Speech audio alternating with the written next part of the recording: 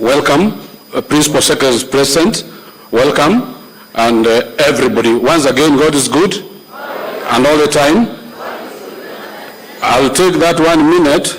You know, Mheshimiwa was my student at one time. And therefore, when he gives me orders now, is up there. There's nothing I can do.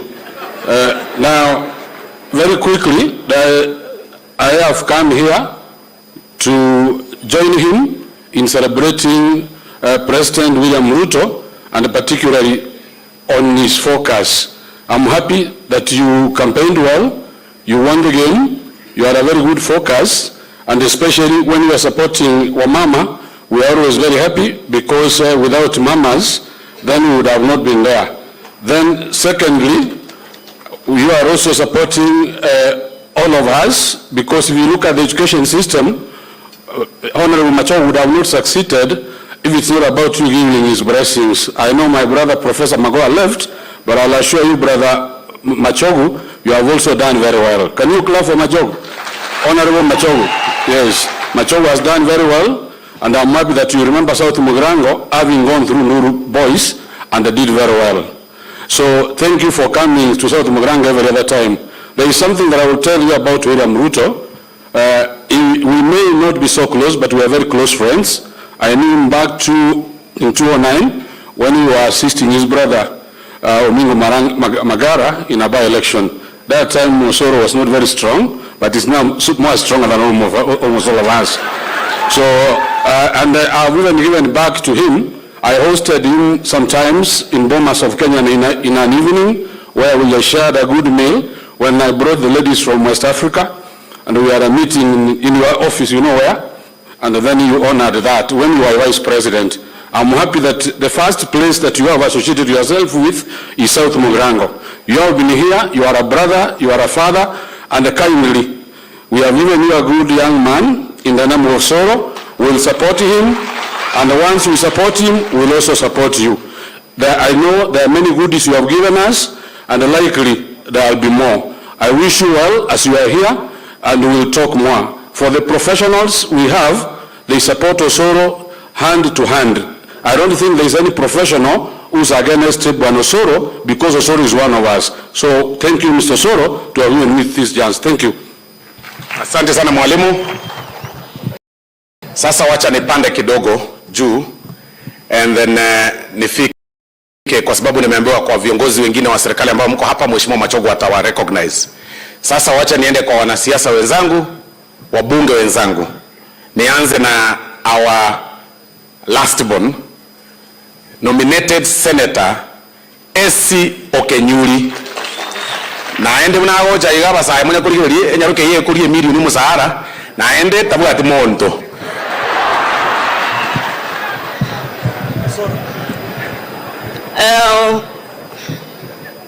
Your Excellency, Mr. President, all protocol observed, and the residents of South Mugirango, nabakwani mbuyamore naende. First, Mr. President, on this day I want to appreciate that you're coming to support women. Women are the greatest casualties of the current maandamano we have been witnessing. Abangina, munataka huyu rais apambane na majambazi ambao wanawazuia kwenda sokoni? Munataka rais apambane na majambazi ambao wanawazuia kwenda sokoni? La pili, I want to commend this government for introducing the county aggregation industrial parks in the 40 counties that is being piloted. My request is, akina mama na vijana ndio wengi, na ningependa kutoa wito wa kipekee kuwa wapewe kipaumbele kwenye sehemu zile ambazo zitawekwa kwenye mabunge tofauti tofauti ya nchi hii yetu, Bwana Rais, kwa sababu vijana wanataka kufanya kazi, na Mheshimiwa Rais ameongoza kwa mstari wa mbele kwa kuwa mchapakazi. Na ningechukua nafasi hii tena kukushukuru kwa kutambua vijana na kutupa nafasi ya uongozi. Kama mimi si mtu ambaye baba alikuwa anajulikana ama mama ni jina kubwa. Mnaona wenzetu wale wa upinzani nafasi chache walizopata walipatia watoto wao. lakini nyinyi vijana ambao mumekaa hapa mnashinikizwa kuvaa sufuria kichwani na kwenda kwenye maandamano. Hiyo ndio siasa mnataka tufanye, ama mnataka tufanye siasa ya kuangalia mbele na kuangalia vijana wenye bidii, kwa sababu vijana ndio nguzo la taifa. Nikimalizia, Hustler Fund ni jambo zuri sana. Wakina mama wengi wamejiunga na vikundi hivyo, lakini Mheshimiwa Rais na kuomba kuwe na fast tracking ya zile groups ambazo zinakuwa registered. Wamejiunga wengi lakini inachukua muda. Na nikimalizia, kila mwamba ngozi huvutia kwao. Nami ningependa kukukumbusha kuwa sehemu ile ya Machoge Borabu ambapo ulikuja na ukanyeshewa, wananchi wa sehemu ile wanakungoja bado, ingawa huko hawajakuwa na maandamano. Ninawapongeza kwa kujiunga na serikali na tufanye kazi pamoja. Asante sana Mheshimiwa Rais. Mwakire chingo bichingia kabisa. Mbaye namba. Abasa mbaye namba. 07 Rikarende. Aya. Your Excellency, utaniruhusu sasa niende kwa mbunge mwingine, Mheshimiwa Zahir Janda, mbunge wa Nyaribari Chache, mbunge wa UDA, mtu ya gold. Niharibia jina.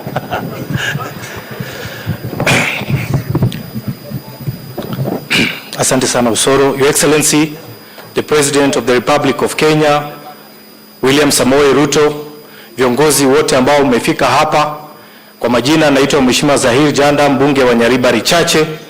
Mheshimiwa Rais, mimi sina mengi ya kusema. Kwanza ninataka kuwapongeza wale watu wetu ambao tulisimama na wao, ambao walisimama na chama chetu cha UDA. Mheshimiwa Rais, we have no problem when we bring in everybody on board. We have no problem. But we have to remember the people that stood with our party. Tumeona watu wameingia ndani, hatuna shida na wao. Kina Mheshimiwa Ongwae mumekuja, lakini hatuna shida, tunawakaribisha, lakini mkuje polepole. Kwa sababu kuna wale ambao walitangulia, walikuwa hapo na bado serikali inaendelea kutafuta nafasi, tutawaweka majina zao tuko naye, tutatafuta nafasi. Najua hii serikali ya Mheshimiwa Ruto iko kubwa na itaweza kuaccommodate kila mtu. Mheshimiwa Rais, nataka kusema namna hii. Jana na juzi tumeona yule jamaa ambaye alikuwa rais wetu wa kitambo, ambaye mnamuelewa, analalamika, anasema kwamba ati kwa nini kwake kunaingiliwa na mapolisi. Lakini mimi nataka kuambia wananchi, kwake kunaingiliwa na mapolisi kwa sababu kuna silaha ambayo iko huko ndani.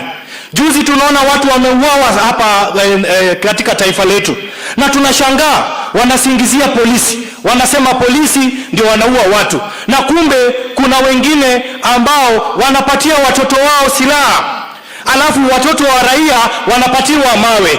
Mimi ninaomba huyo mjamaa, haiwezekani aende kwa polisi huko aandikishe statement. Ya mwisho, Mheshimiwa Rais, sisi wote tuko nyuma ya waziri wetu Mheshimiwa Machogu. He is a good man, anatuongoza vizuri, na wale ambao mumekuja mumheshimu huyu mjamaa, mkae nyuma yake, muache kimbelembele ya kusonga huko mbele. Ya mwisho, Mheshimiwa Rais, katika constituency yangu ya Nyaribari Chache kuna barabara ya lami ambaye tumeweka kilomita 26. Mchina alikuwa hapo amesimama kwa sababu hajalipwa pesa.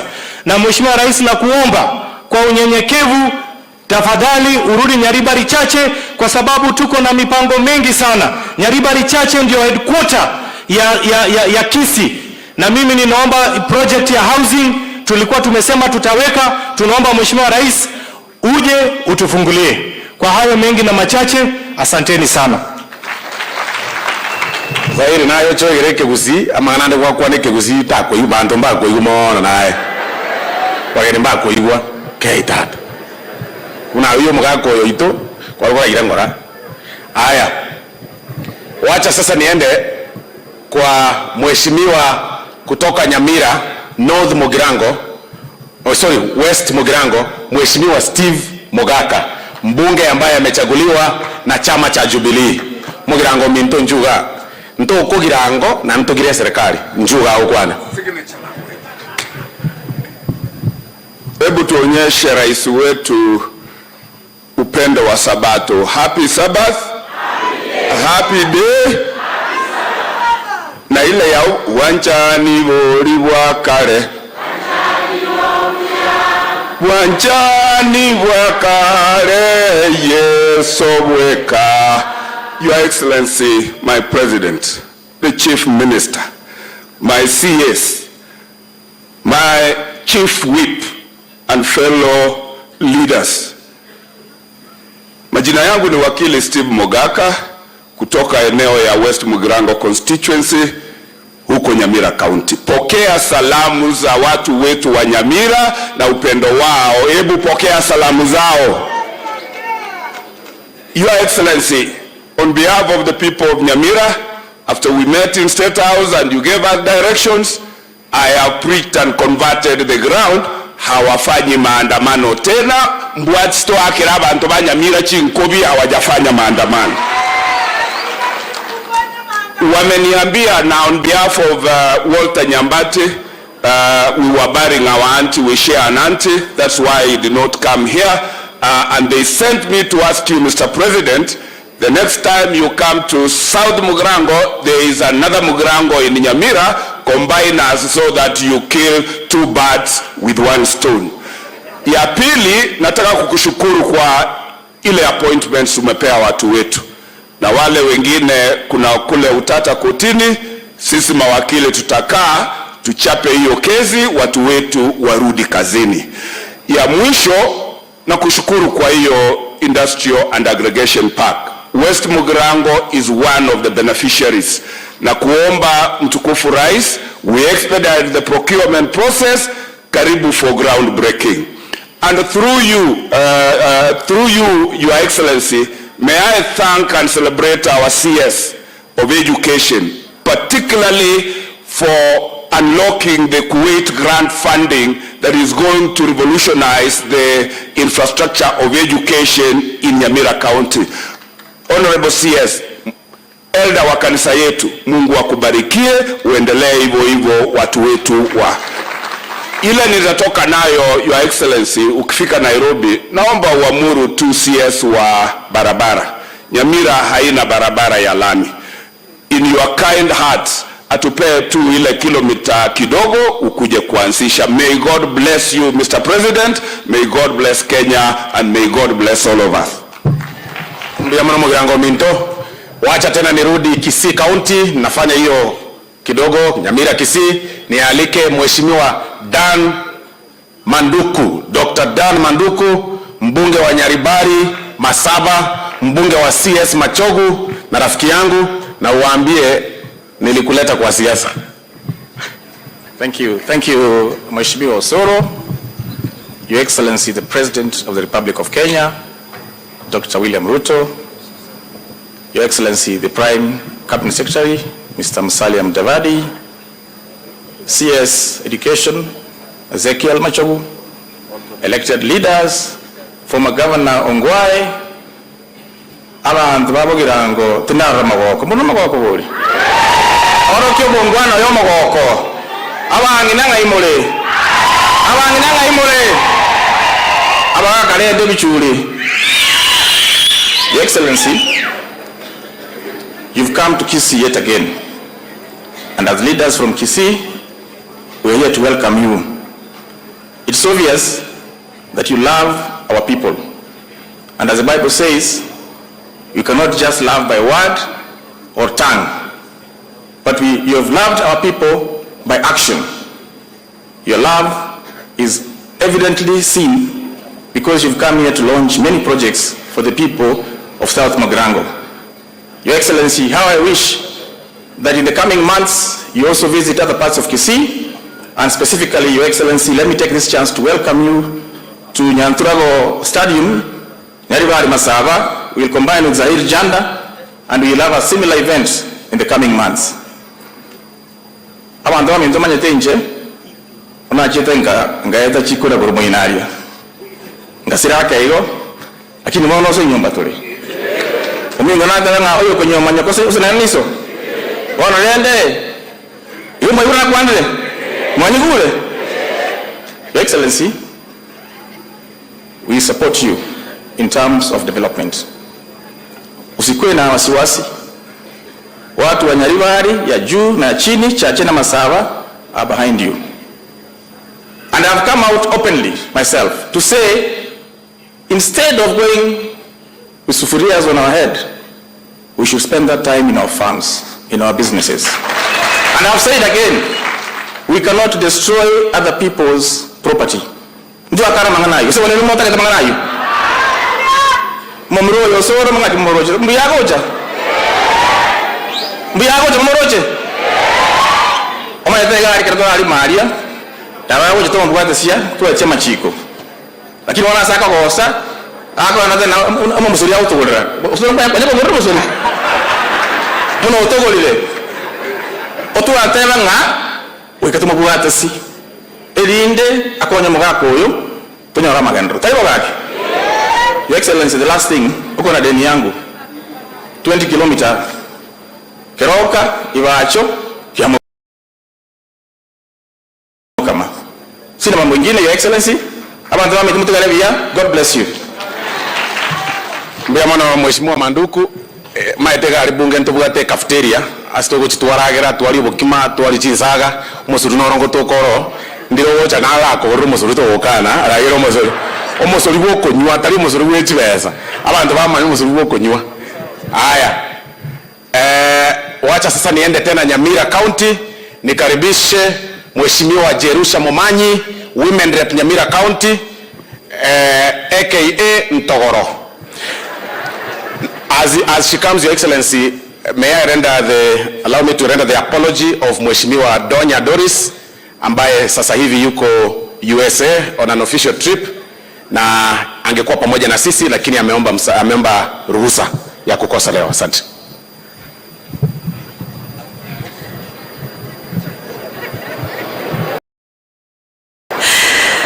Abantu baminto munateba igonkoro kwa Jerusa naende Ntogoro. Abakungu baramo koibora Mugirango litanga nintegete kubakera mpiya mono. Moibore to momurora omomurege sora gekoro. Nero gerire akobogorie president akomae notice ya matukabere Mugiranga. Naba yamore. Naende mpiya mana senye ndio kotabogorie suguria. Abakungu orabogorie suguria yairani kamaroga beta bwatikende. Abana bamboke. Nabasoroire timoira nase suguria nando ndabagenda kuchira. Ini nabantaya Jerusha Momanyi korugari Nyamira Mheshimiwa Doris gakara America nebintu byona akaja kuprepare lakini natoka iko na beira na nilitaka karba kucha Nyamira moja mwezi. Your Excellency the President,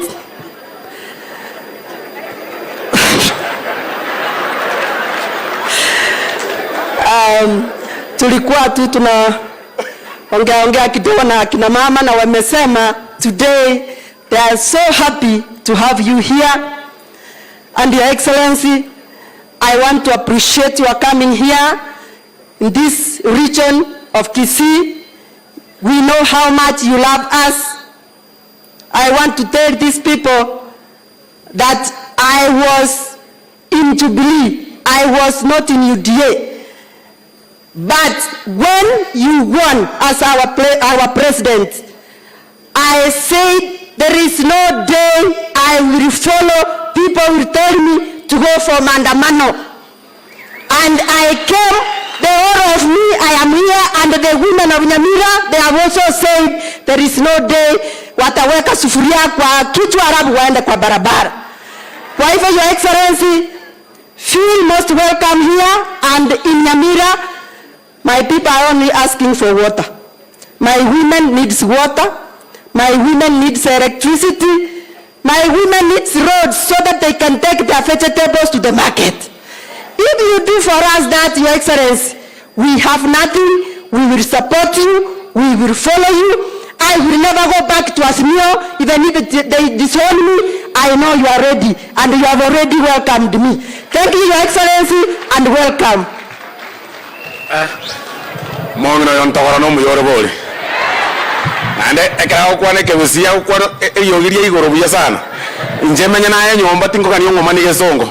Yesu kebusi ongomani gesongo na yora akwane ngora. Lakini amuyare. Mbia mono mheshimiwa. Your Excellency, tunakaribia kumalizia kwa waheshimiwa.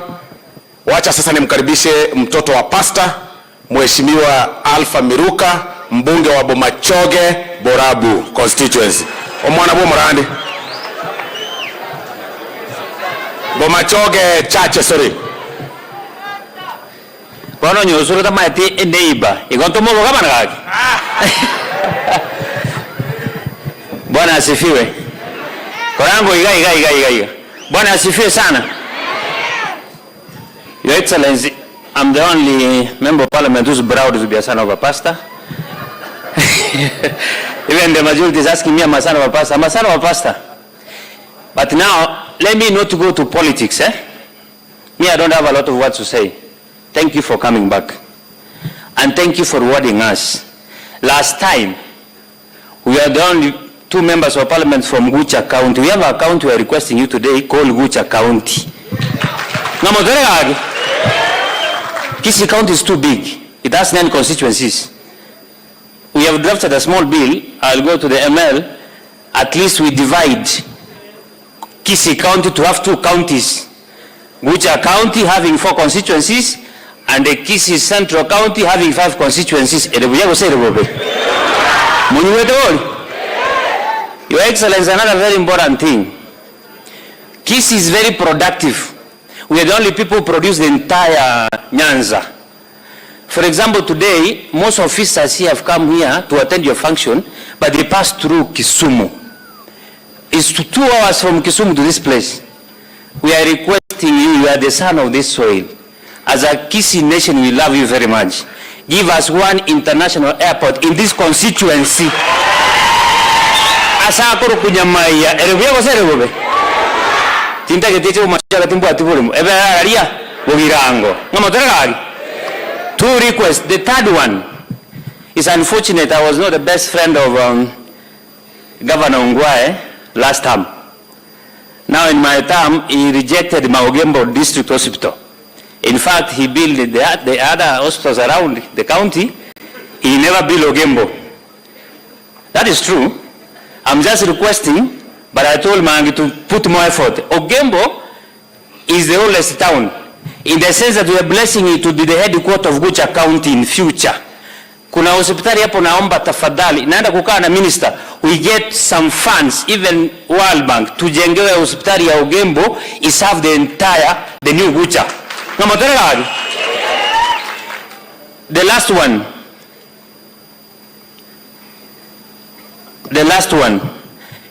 Last time when we were struggling, this was the first stop. Ukafungua barabara kutoka Etago, kutoka Nyansembe mpaka Kenyenya. But imagine tukienda hivi, the contractor hajaimaliza mpaka Kenyenya. There is a section ameacha hapo. That project hajaipewa pesa. There is another long project yours. Ulifungua inaitwa Mugirango, 75 kilometers. The Chinese is dragging.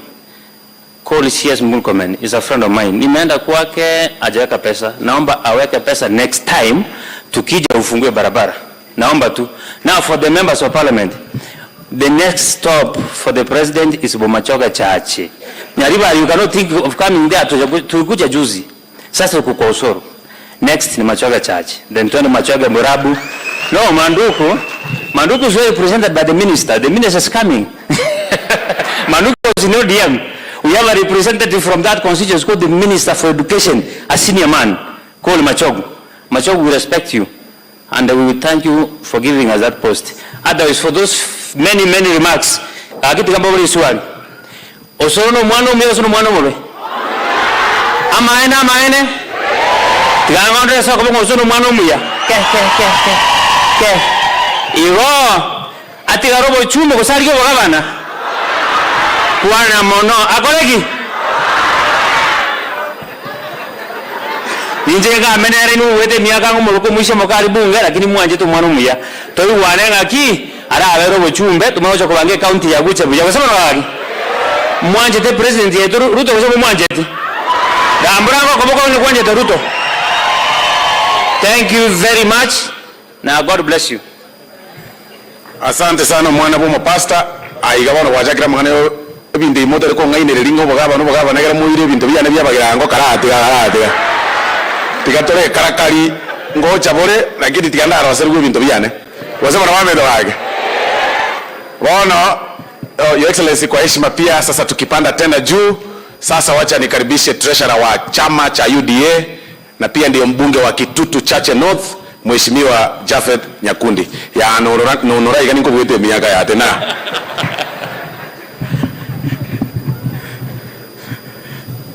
Mheshimiwa Rais, Mheshimiwa Prime Cabinet Secretary na wananchi wote tiranda bakwani gambia mole naende.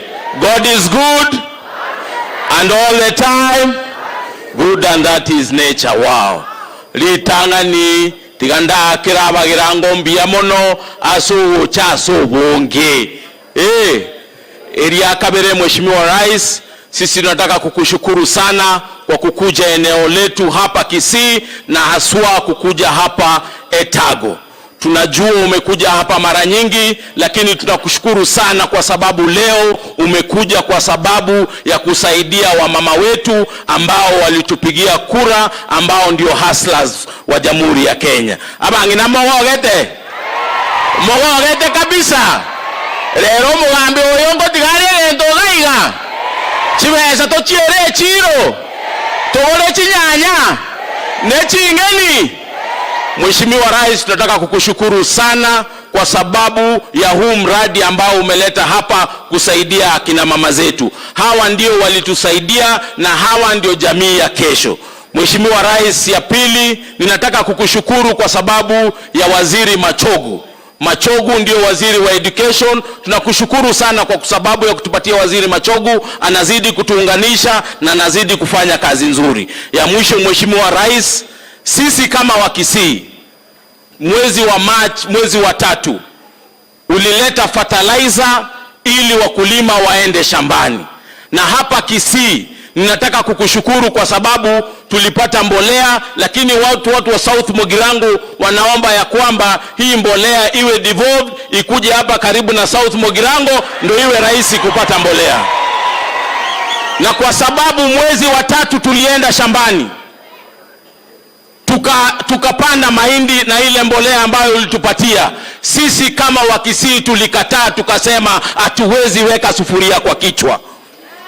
Ile kazi ambayo tutafanya ni kuenda shambani, tupande mahindi, tupande maragwe ili tuweze kulisha Jamhuri ya Kenya. Na sisi tunataka kukuomba Mheshimiwa Rais, kwa sababu sisi tulienda shambani na tumepata mahindi, sisi tusiambiwe tupunguze bei yetu ya mahindi, tuuze na ile bei ambayo tunataka. Wale ambao waliweka sufuria kwa kichwa, wacha hao wakule hiyo sufuria, sisi tukule mahindi. Wosenaki indundo kali chibando barabwadi sufuria ibabeleta motu batotige indutoni chibando cheito unatotagete. Wosenaki tigamba bodi abantu baminta abanginaro lero onyoro mbwana mambyo monda gotebinga gendo bodi amache nonyale ndose kweka ko echinga kyo mugongora akonga na inju kwa kimoto chinga kina intu president yeto mugongora akonga na dia atoletere chipara atoletere amache atoletere chibesa buna atoletere lero mbale ngabanchire ngatoe omurais oito William Ruto chinga cheto kolele gasi mbia mono sana. Nikimalizia, Mheshimiwa Rais, jana niliona Rais wa kitambo Mheshimiwa Uhuru Kenyatta akilia eti ya kwamba watu wamekuja kwake, kwa mtoto wake ati wamekuja kuangalia mabunduki. Sisi tunataka kumwambia Mheshimiwa Uhuru Kenyatta, wewe unapatia mtoto wako bunduki to protect themselves, lakini umepatia watoto wetu mawe waingie kwa streets. Hawa watoto wetu ambao wako hapa leo, who will protect them? Mheshimiwa Uhuru Kenyatta, lazima umheshimu Mheshimiwa William Ruto. Huyu alikuwa deputy wako, lakini sasa yeye ndiyo commander in chief of the armed forces. Rigathi Gachagua alikuwa pia wako, lakini saizi yeye ndiyo naibu wa rais wa Jamhuri ya Kenya. Lazima umheshimu Mheshimiwa William Ruto. Ulimwangaisha, ulimshurutisha. Hii ni wakati wa kumheshimiwa William Ruto atufanyie kazi. Mbiyamona sana tiganya sawa saseni. Ya kuachakiri kuhia. Oyire tayeti. Sasa Your Excellency, I think kwa wabunge nimemaliza. Utaniruhusu nizungumze maneno yangu mawili matatu, alafu ni hand over program kwa viongozi wengine. Ya kwanza, Your Excellency, na kushukuru kwa heshima kubwa. Uwanja huu ulikuja ukiwa naibu wa rais. Wakati huo ukija hakukuwa na security ya kukuchunga wakati huo, kwa sababu kidogo Mheshimiwa Uhuru Kenyatta alikuwa amewachukua wote. Ukakuja hapa ukaomba kura na ukaniombea kura na wananchi wakanipigia kura. Na kwa hivyo nakushukuru sana kwa ile support ambayo ulinipatia. Ya pili, mbele ya watu wangu tunataka kukushukuru sana kwa kunipatia kiti kule bungeni, kiti cha Chief Whip wa National Assembly ya majority. Nakushukuru sana sana sana. Na as you can see tumefanya kazi na Mheshimiwa Ishungwa bila kupoteza anything kule bungeni. Na saa zingine watu wananiangalia wanasema huyu anasema serikali haishindwi, lakini wanisamehe kwa sababu mimi niko kazi yangu na ni ukweli, ikishindwa mimi ndio nimeshindwa. Na kwa hivyo lazima tupitishe vitu zote za serikali kwa sababu hiyo ndio kazi yetu. Lakini kwa heshima Mheshimiwa Rais, kwa sababu sisi tumemaliza maneno ya kura, kuna maneno mbili tu nataka nikuombe ama tatu ya hii constituency yangu, na hawa wanangoja tu kuyasikia tu. Cha kwanza, wakati tulikuwa tuna campaign tuliahidi watu wetu ya kwamba, kwanza tunakushukuru wakati ulikuja hapa ulicommission hii barabara ya Nyansembe ikakuja Etago ikielekea hii side, na vile Mheshimiwa Alpha amesema contractor kidogo amekwama hapa katikati. Ninajua hiyo tunamaliza, lakini vile tunajua hiyo tunamaliza, kuna ingine inaitwa Etago Ekona Geteni Nyamaia. Hiyo barabara sio kilomita nyingi, it's about 12 kilometers. Your Excellency, tunaumia sana sana sana. Ile vumbi ambayo iko kwa hiyo barabara, hata mimi nilipita huko jana kidogo nikaona aibu. Tunaomba hiyo barabara iweze kuwekwa maneno ya tarmac. Your Excellency, pia kuna barabara zingine ambazo zinaendelea kidogo zimestall, kama ile ya Nduru kuelekea Nyabigena the other side, nayo imestall kidogo. Tunaomba kwamba wakati maneno itakuwa sawa tuweze kumalizana na contractor ndiye aweze kuendelea na hiyo barabara. Shule zetu zingine Your Excellency zilikuwa zinafanya vizuri sana, lakini sasa kwa sababu ya population, growing population, na nimeeleza waziri, sasa kidogo zimekuwa kidogo hazina infrastructure. Shule kama Mariwa Secondary School kutoka kule Maro, hiyo area Your Excellency, hiyo shule used to be the best, one of the best schools kwa hii area. Hiyo shule ikipata tu pesa, iongezewe tu pesa kidogo, improve on infrastructure, hiyo shule Your Excellency itakuwa shule mzuri sana, na tunaomba leo ikuwe namna hiyo. Your Excellency, pia kuna hii primary yetu ambayo tumepanda mti, mabati kidogo tumejaribu kubadilisha ndio tuweze kuinua infrastructure. Hiyo shule iko katikati ya town. Kutoka kwa ofisi ya CDF nimecommit karibu milioni kama 7 ya kutaka kuanzia tuweze kujenga gorofa ndio hii town yetu iweze kuonekana. Na kwa sababu kuna ile mradi ya wifi kwa hii market yetu, hiyo town itaonekana tukipandisha about 4-story building kwenda juu. Ninaomba pia Your Excellency uniongezee tu pesa kidogo, hata kama ni milioni 5 ama 10, ndio niweze kumaliza hiyo project wakati tunaianza next week, ndio gorofa ijengwe kwenda juu. Kuna pia shule zingine kama Tabaka Boys ambayo pia principal yuko hapa, watoto wake wanaumia sana kwa sababu infrastructure, pia tuweze kuongezewa hela.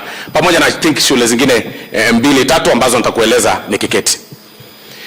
But Your Excellency, nikishamaliza maneno hiyo, pia nikukumbushe hii area ukitembea Your Excellency Kisii mzima, alafu tafute kama ni usiku, ukitembea ukiwa umekuwa blindfolded, alafu mtu akufungue macho, upate hakuna stima mahali na kuna giza, ujue uko South Mugirango. This is the only place. This is the only place. Na naweza kuambia hata mheshimiwa governor anajua. Hata wakati walikuwa wanapunish watu wa county, hata governor wa sahi, wakitaka kupunish watu wa county na transfer, wanawaambia wewe toe the line ama nikutume South Mugirango. Wewe behave namna hii ama nikutume Etago. Kwa sababu wanaona sisi tuko na giza. Sisi tuko na shida nyingi. Na sasa vile nimeingia serikali, kila mtu anaangalia, anataka kuona maendeleo ni yapi yatakuja hapa. Street lighting, Etago market. Mama wanauza mpaka saa 3 usiku na torch at this time Andera. Mochengo market, Ekona market. Nyama ya hadi saa hii hakuna hata moja street lighting. Mheshimiwa Ongwae ulijaribu katuwekea ile moja ya sola, lakini kama ule contractor yako alikudanganya akakupatia zile fake, hiyo haki iliwaka siku mwezi 2-3 ikazima. Sasa tunaomba tuwekewe street lighting. Ama namna gani wananchi? Ndio iweze kukua kabisa all over na Nyamarambe market so that we are able to grow our area. But sasa kwa sababu nimemaliza hiyo, nikuja sasa kidogo uniruhusu nizungumze ya siasa. Your Excellency, ni vizuri tuambiane ukweli. Mimi nimetembea na wewe miaka hii yote. Na kila mtu alikuwa ananiambia, wengine walikuwa wananiambia wewe Osoro chungana utauliwa. Unakaa sana na huyu jamaa hawezi chukua kiti. Your Excellency, uliteswa, nilikaa na wewe ukiteswa. Nilikaa na wewe ukifungiwa. Sometimes ulikuwa unaketi kwa ofisi, tunaangaliana unakaa hivi, au geuzi kichwa tunafikiria kama kwani ameenda. Tunakuguza hivi tunapata huko sawa, Your Excellency. Because uliteswa kweli kweli, uliteswa. Na mimi nilikuwa na wewe. Wakati mwingine Your Excellency ulikuwa kule Bomas, ukawekwa nje. I was there with you. Ukaambiwa simama hapa nje. Mheshimiwa Raila akakuja na Uhuru Kenyatta akaingia.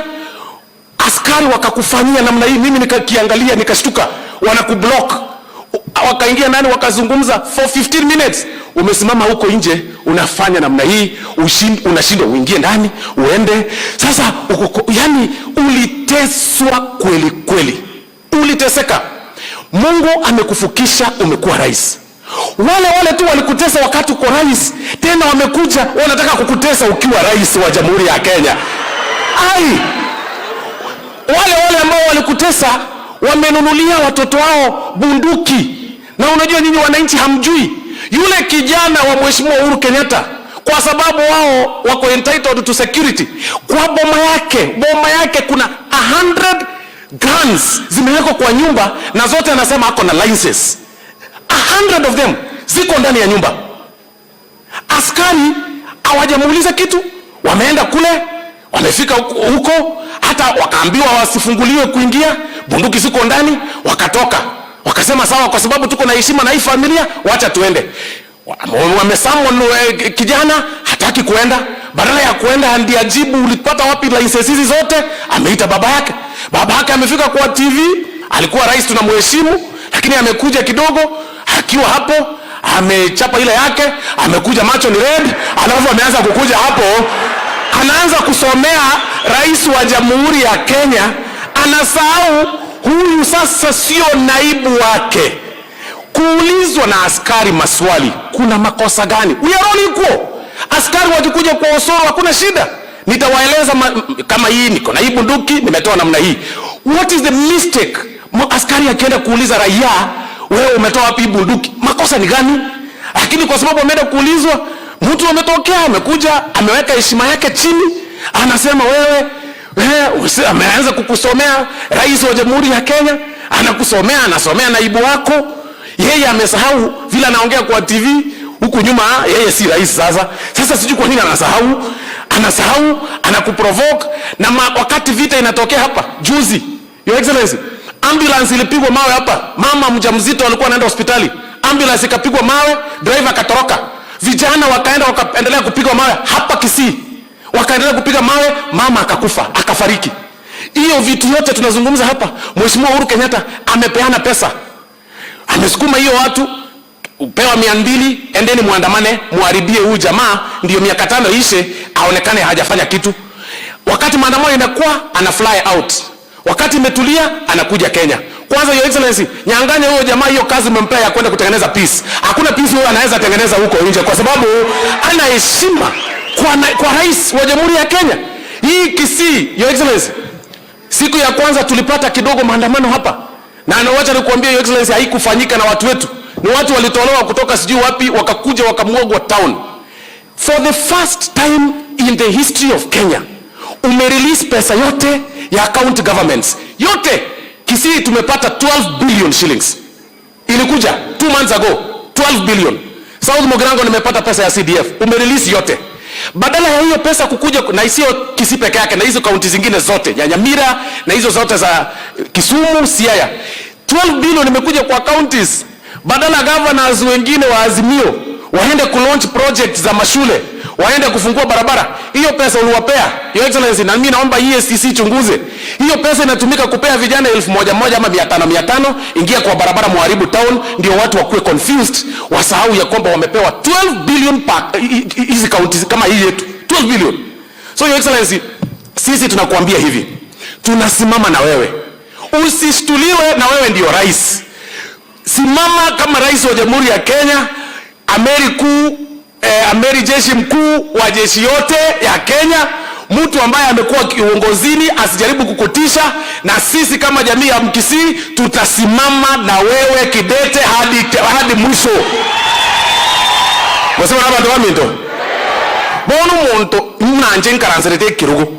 Omonto oche uri nabwete chikura, wiris no regana kwa ete gasi, oche ngano tete kombiga. Akia muda wakeri kumukuru gweke ari nchenge ikaransirete kirugo. Na kiumonda hakuruwa sakurukoru aina yo karazide kirugo ajyo husuka akonyo kuhusuka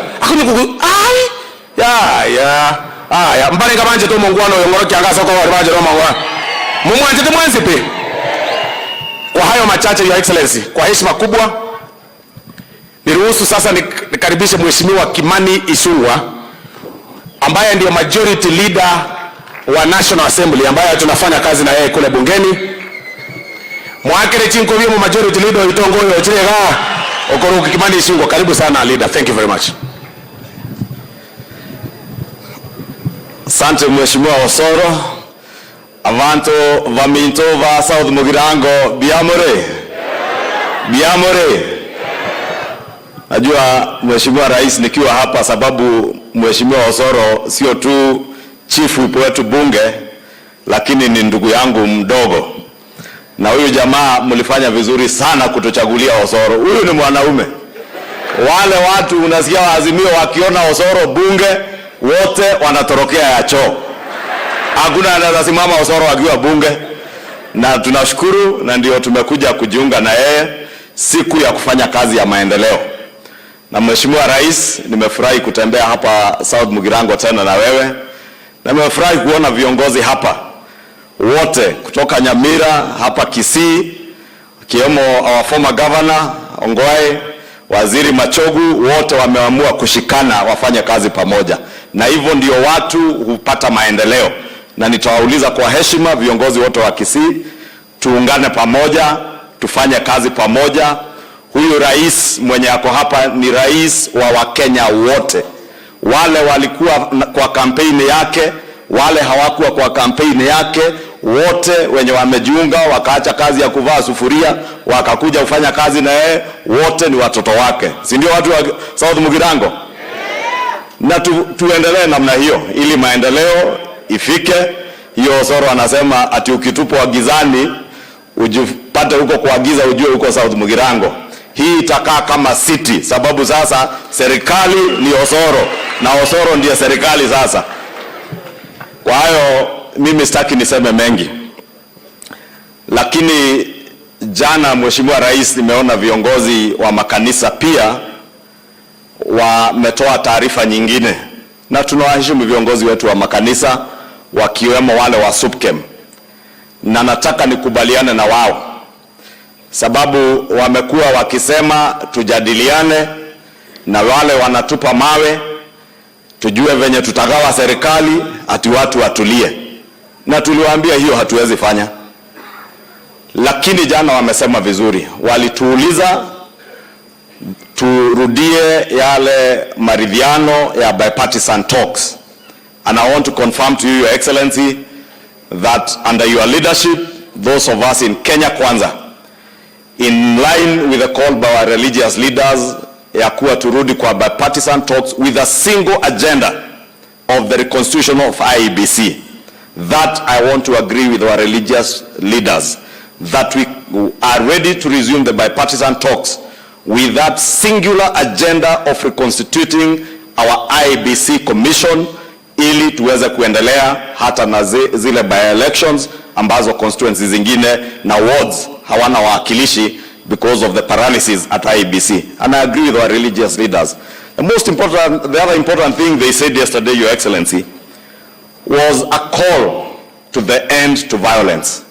Now, walituambia that violence cannot be a solution to the financial crisis that this nation is facing or any of the problems that we face as a country. They further called on us as leaders, all of us, those in government and those even in opposition, to follow the law.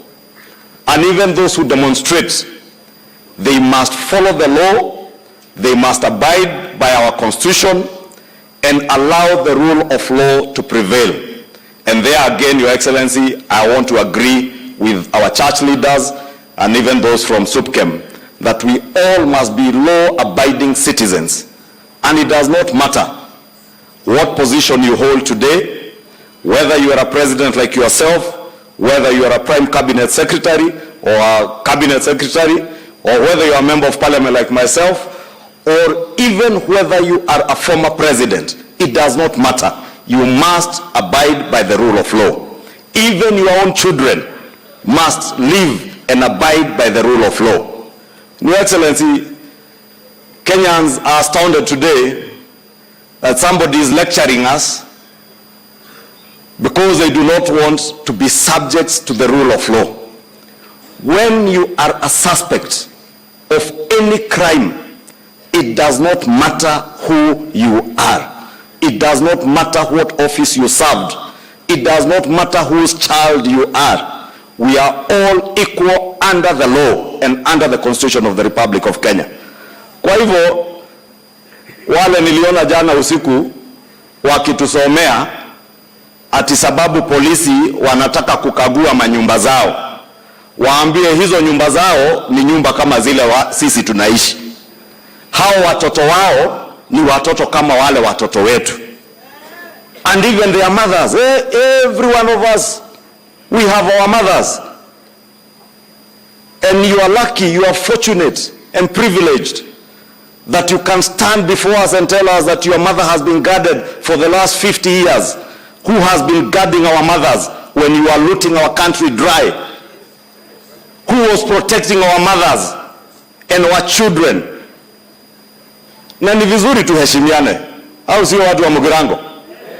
Wewe usituambie ati vijana wako mtu ameweka mabunduki, sio bunduki moja, mabunduki, tens of guns kwa nyumba na zisiangaliwe ni gani. And I want to ask the Inspector General of Police and DCI, do not be threatened because somebody is coming to try and intimidate you when you are doing your work. Investigate those firearm holders, whether licensed or not. There are those with fake licenses. There are those with legitimate licenses. But there are also those with genuine licenses, but they are giving their firearms to criminals and criminal gangs to shoot at innocent Kenyans during demonstrations. Then you blame the police. Alafu polisi wakija kuchunguza, wewe unaanza kutusomea ati you should be listening to the concerns of Kenyans. My friend, we listened to the concerns of Kenyans through economic forums that we even came to Kisii and all the 47 counties. We listened to the concerns of Kenyans when Kenyans told us that they are carrying a burden, a huge burden of debt because of state capture and the economy that you had driven to its knees. We are listening to the people of Kenya today who are telling us today here in South Mugirango that they are about to harvest their maize and get food, cheaper food on their tables, courtesy of the subsidized fertilizer that the government of Kenya and this Kenya Kwanza administration gave to our farmers in earlier this year. We are listening to the people of Kenya when our university students today are are about to benefit from a new funding model that will ensure whether you are the son of a former president or a minister or the son of a hustler, you will be able to access higher education because the government of Kenya will finance your university education. We are listening, my friend. So don't lecture us to tell us to listen to the people of Kenya. It is you, when you are in power, because of impunity, because of state capture, because you thought you were a god that the people of Kenya should be worshipping, you had no temerity to listen to the people of Kenya. I want to tell you, my friend, today we have a government that is listening to the people of Kenya. The only thing, Your Excellency, I will tell you not to listen to. Usisikize hawa watu wa kukuambia ati watakutisha na maandamano, na wakifanya maandamano waweke wakora huko ndani, wapige watu, ati wanasponsor Mungiki na wanawapea pesa na bunduki wapige watu risasi ili wasingizie polisi wale watu wanapiga risasi. Rais, kaa ngumu nani? Kaa ngumu rais. Usiachie watu nafasi kuleta fujo kwa Kenya. Today you are the commander-in-chief. And being commander-in-chief, Your Excellency, means that millions of the Kenyan children today look up to you for protection. They look up to you to safeguard their lives and the property of their parents who are educating them. Anybody who is interfering with the livelihood and the lives of the Kenyan people, including our children and the millions of Kenyan children who look up to you, please deal with him. Whether you think you are so mighty, you think you are above the law. Hata huko Marekani rais, nimeona Donald Trump mwenye alikuwa rais, nimemuona kotini. Hapa Afrika tumeona Botswana former presidents in court. I want to encourage you, Your Excellency. Tuliambiwa wiki mbili ile Pandora Papers, tutaambiwa pesa ilitoka wapi. Hiyo ndio pesa ya hawa wa Kenya ilibebwa, ikafurushwa, ikapelekwa nje ya Kenya. Kwa bunge, hawa wabunge watakuambia some of the things being considered by parliamentary committees, Your Excellency. Massive looting in the wee hours of the last regime. Na hiyo pesa ndio sasa inatumika kuvuruga amani, ati wakuuzie uoga. Hawa watu nafikiri walikuona South Mugirango ikiwa usiku, wakuangalia sasa mchana hadharani, waone wewe sio mtu ya kuuziwa uoga. Ama mnataka huyu rais wetu auziwe uoga? Kama hawakumuuzia wakiwa sijui nini na nini, watamuuzia saa hii? Wacha huyu rais. Mimi mwenyewe niliwaambia, mimi huogopa Mungu peke yake, uji moto na stima. Hiyo stima Osoro anaongea. Siwezi kuogopa binadamu. Sasa mtu asifikirie ati utasimama ututishe. Hatutatishika. If you engage in crime, don't dare us, and you don't need to dare any government or any government agency that to come for you. It is not up to you to tell government agencies when to come for you. They will come for you when it is time. Na usikuwe na haraka, tulia, kuwa muungwana, ujue sisi tuko na mama zetu pia, tunawaheshimu venye tunaheshimu mama yako. Tuko na watoto wetu, tunawaheshimu venye tutaheshimu watoto wako. Lakini pia nyinyi mtuheshimu. Mjue siku 3 Nairobi, Your Excellency, for 3 days kuna watoto mamilioni hawakuenda shule sababu wewe umeweka wakora kwa barabara wazuie watoto wasiende shule. And I must thank you, Your Excellency, because when your intelligence services informed the Ministry of Education through CS Mashogu, na huyu Mashogu sababu ni mzee muungwana na anapenda watoto, wakati alipata information kuna watu wamepanga vile walienda pale Kangemi, mumeona wakirushiwa tear gas, wanashika wanarudishia polisi, wanashika tear gas wanatupa kwa shule ili atikuwe na kelele. Sasa wakaona tear gas haijatosha, wakapanga venye watapiga risasi watoto ya shule. They wanted to see bloodshed on school uniforms. I must thank CS Machogu and CS Kindiki for taking decisive action to close down our schools on Wednesday to save the children of Kenya. But those people who want to hurt our children, those people who are scheming against our children, then you start playing victim, seeking sympathy, telling us that your families are being targeted. Nobody is targeting your families. It is criminality. It is subversion of the rule of law that is being targeted, and whether you like it or not, you are not above the law. You might have thought yesterday you are above the law. Today you are not. You are a good citizen, and please remain good, being a good citizen. Na hatukuulizi, by the way, usupport hii serikali. Nisikia mwingine akisema ati sijui is because I associate with who and who. You can associate with anybody you want to associate with. Hata ukitaka kuhama kwako uende uishi kwa nyumba yao, enda. Si ndio? Lakini usiseme ati unadhulumiwa sababu you are associating with other people. Nobody is interested with who you support. If anything, my friend, those you are associating with, you have not begun associating them with them today. You began associating with them in 2018 through the handshake. Na sisi tulikuachia amani for 4 years. His Excellency the President here was a deputy president. Na sio kusema deputy president hakuwa na nguvu ya kufanya maandamano ama kuleta fujo, lakini alijua engagement is with the people of Kenya, and he engaged with the people of Kenya peacefully. And that is how the people of Kenya bought his agenda on the plan in the last elections. Tunakuuliza pia, sisi hata hatutaki support yako, wewe kaa na support yako na huyo mtu yako. Lakini tupe amani, we fix the mess that you left this country in. And we have a capable leader. We have a clear plan on how we will fix your mess. Kwa hayo mengi, naomba sasa kwa heshima nimkaribishe waziri ambaye ametusaidia sana mambo ya elimu. Huyu ndiye anahakikisha walimu wameajiriwa Kenya, amehakikisha shule zetu ziko na capitation, CBC yenye iliachwa msituni, huyu Machogu amefufua, na hata university students huyu ndiye mwenye kutengeneza. Tumpigie makofi mheshimiwa CS Machogu.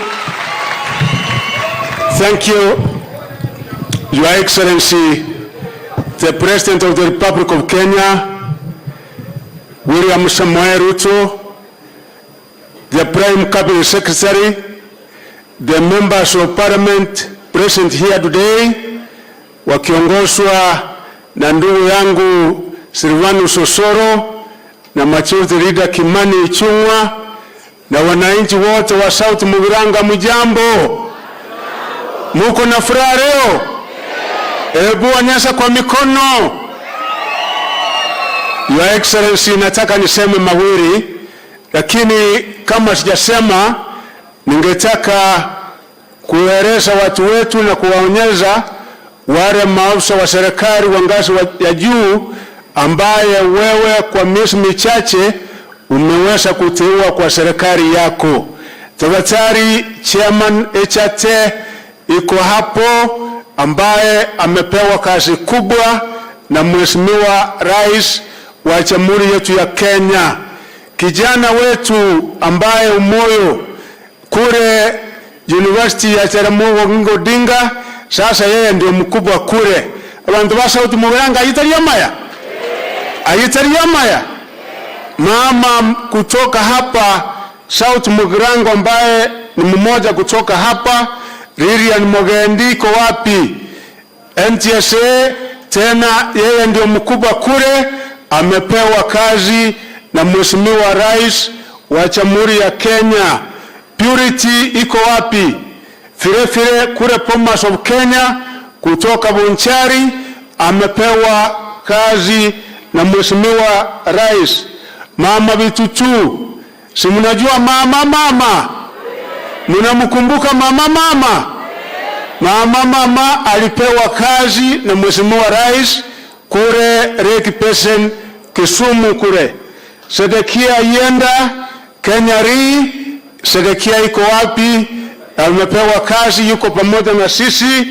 Charles matoke yake iko jikoni. Your Excellency, unajua mambo yake, kijana yetu ambaye tunaheshimu sana. Moses Undaba iko hapa anafanya kazi kwa ofisi ya rais kule Ikuru. Ni kijana wetu kutoka hapa wabidii sana. Kuna wengine wengi, Your Excellency, kwa sababu tangu uingie usukani zaidi ya Wakisii 20 kutoka Nyamira na kutoka hapa Kisii County wameweza kupata kazi kila sehemu ya serikali yako. Kuna Mheshimiwa Joas Maangi Emori asimame aonekane mmanyatie Emori. Mambo yake iko sawa. Katu Emori. Mambo yake iko sawa na yeye yake mnajua Firehiko CS na anatambulika sana na anaheshimika, amefanya kazi kubwa hapa Kisii pamoja na kwingine. Your Excellency, niseme mambo mawili peke yake. Ya kwanza, wewe umeonyesha wazi ya kwamba kweli unatupenda sisi wa Kisii. Kakio musacho watatu anjeti abangina iriria tango abamure churinga ibire. Sisi, Your Excellency, kutoka Nyamira na kila sehemu ya Kisii tumeona unatupenda, kwa sababu hata wakati wewe mwenyewe ulikuwa naibu wa rais wa Jamhuri ya Kenya hakuna sehemu ya Kisii ambayo wewe kuweza kufika. Ile maendeleo ambayo iko Kisii, iwe ni ya barabara, iwe ni ya shule, iwe ni ya kina mama, iwe ni ya vijana wetu, iwe ni ya TVET institutions, wewe mwenyewe ndio ulianzisha, Your Excellency, na sisi shukurani yetu iko kwako, kwa sababu wewe kila wakati iko na sisi. Your Excellency, leo au kina mama, ile ambayo utafanya ni kitu ya maana, kwa sababu kina mama akipata kitu kidogo inafikia kwa kila mmoja wa jamii na familia. Itafika kwa watoto, itafika kwa wazee, hata masomo ya watoto wetu wakishapata, tuko na hakika ya kwamba itafika kwa watoto wetu.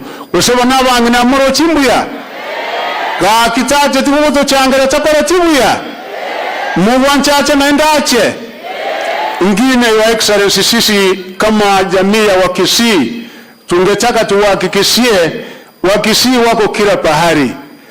Jana wakati tulikuwa na wewe Murang'a, kulikuwa na Wakisii wengi sana nilikuja kule. Wakati tulikuwa na Keyo Marakwet, siku ile wiki ingine Wakisii wamenunua mashamba, wengine wanafanya biashara kule. Wakati nituma Nyandarua, wakati nimeenda Laikipia, wakati wiki ile ndienda Hembu, Wakisii wamejaa kule. Kama iko mtu ambaye anataka upendo na amani Kenya hii, kweli ni mtu anaitwa Mkisii, kwa sababu sisi watu wetu wako kila sehemu ya Kenya hii. Kakimo takatutwa Romrembe. Mimi tulikaa na washe kina Ungwae, kina Samu Nyamaya wako hapa, tukaketi na Osoro, Chafeti Nyakundi, ndugu yangu Manduku, ndugu yangu Chanda, ndugu yangu Mugaka na wazee na wachumbe wa Kisii. Tunaomba msamaha. Yale ambayo yalifanyika tarehe 7 utaweza kuyasikia tena. Kaki mtakao vikori vinaende. Mtakao vikori vilia. Sisi ni watu wa amani na tutahakikisha ya kwamba pahali popote tuko, asa mji wetu mkuu ambaye sisi kama Wakisii tunajifunia Wakisii, tumeweka amani ya kutosha, kwa sababu Your Excellency lazima tukuonyesha heshima kwa sababu ya upendo wako kwetu sisi Wakisii. Leo Your Excellency tumesunguka kutoka Nyansiongo kule Nyamira, tukiwa na His Excellency Maangi, tukiwa na His Excellency former Governor Ungwae. Watu wa Nyamira wako sawa, wakasema jambo. Tumekuja Kisii Town, tumekaa pamoja na Bishop Mairura na fathers wote wa Catholic, na tena wametuma salamu wakasema Kisii iko gangari na tutaendelea kukupenda. Hivi majuzi abantu wa Minto ile nilitumwa hapa Si mimi nilijituma. Vile unaona naenda kila sehemu Kenya, His Excellency akinituma anakumbuka wa Kisii. Alinituma Nduru, sura ambaye ni kama kilomita 5-10 kutoka hapa, ile ambaye mliona nilileta kule, ile nilileta Kereri, Nyabururu na kwingineko, si kutoka kwangu. Inchenomo tomoyo ntomete ngakiakorokwa gakia ntuma nkareta milioni 25 naenda asanda ngonya gontomale iwo muro chinga chiskuru yeto ngo bachire moko mwakara chinkovi. Kwa hivyo, Your Excellency, kwa hayo mengi sisi tuko nyuma yako na jamii ya Kisii, tutaungana ndugu wote, hata kina Magara tunasema sisi lazima tutakuja pamoja. Mzee tunasaidiana sana, Msongwae, Mzee Jimmy Angwenyi, wase wote ambaye leo utawaona hapa ni kwa sababu ya muda, lakini wote watafika, tuko pamoja. Kwa hayo mengi nataka tumkaribishe Prime Cabinet Musalia Mudavadi. Mmesikia ile umeme wenyewe kutoka kule Ingo, tumkaribishe na makofi tafadhali. Asante. Okay.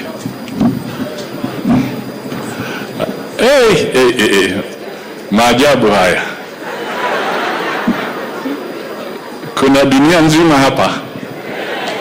Mheshimiwa Rais wa Jamhuri ya Kenya Daktari William Samoei Ruto, Waziri Machogu, mjumbe mwenyeji Osoro na viongozi wengine wote, wajumbe ambao wamenena hapa, wa kisiasa, wa kibiashara, wa kidini,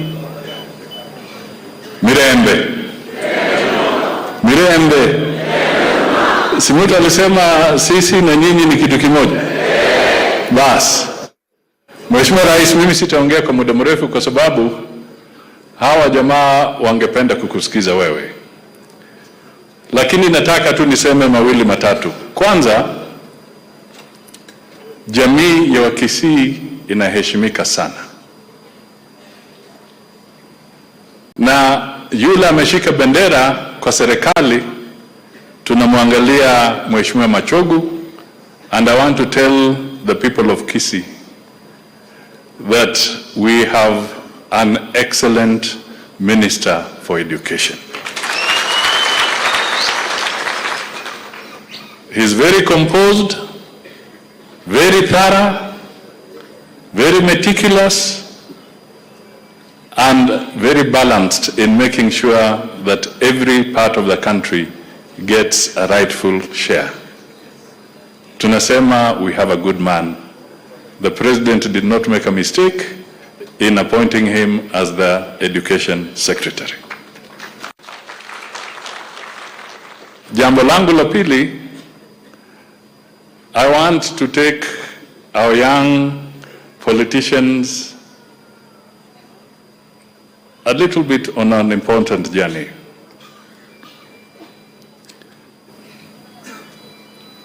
Our president won the election. No doubt about it. The ones who doubted went to the Supreme Court. Na kule kwa Supreme Court, they were defeated. He is the president. We want him to win in 2027. And this time, we do not want to leave any room for anybody to go to the Supreme Court. Kwa hivyo, mimi nawaomba, victory is in our hands, but we must grow the support base of President Ruto. We must bring in powerful people. Ungwae has a following. Magara has a following. And many others here have a following. We want those votes to be in the basket of William Samoei Ruto in 2027. So let us bring people together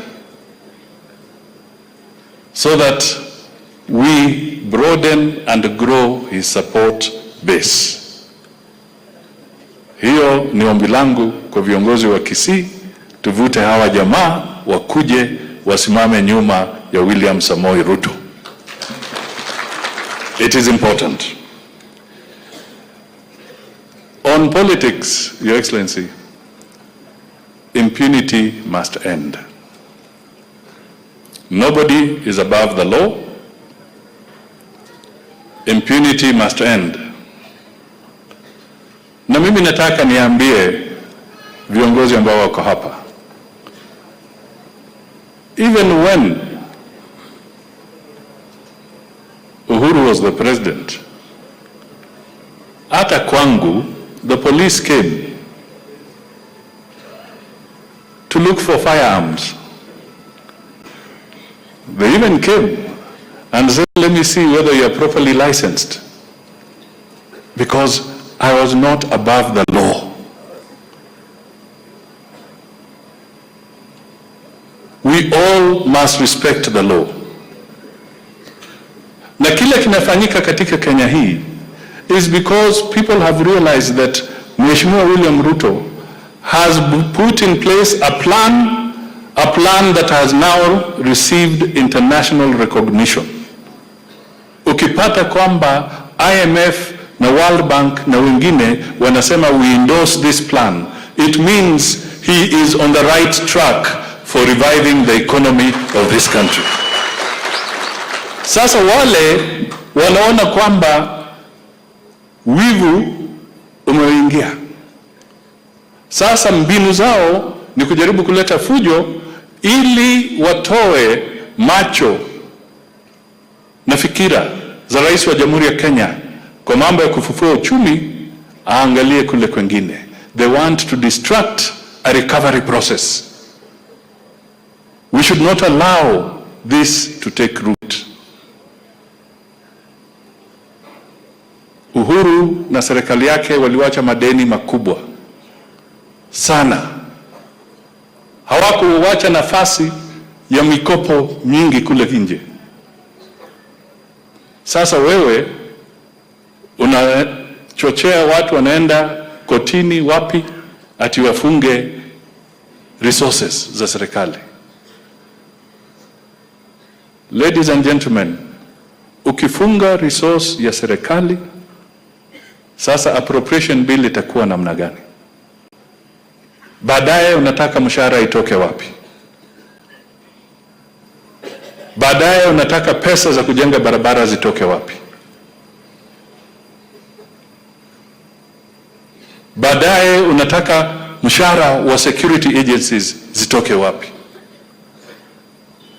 Kwa hivyo hawa jamaa, their time is past and everybody must follow the law, and we have a responsibility to grow the economy, all of us, including those who are part of putting us in the mess. The President of Kenya is William Samoei Ruto. He has the mandate of the people of Kenya, and nobody is above the law. Nobody. And impunity must end. And the person to lead us to the end of impunity is none other than William Samoei Ruto.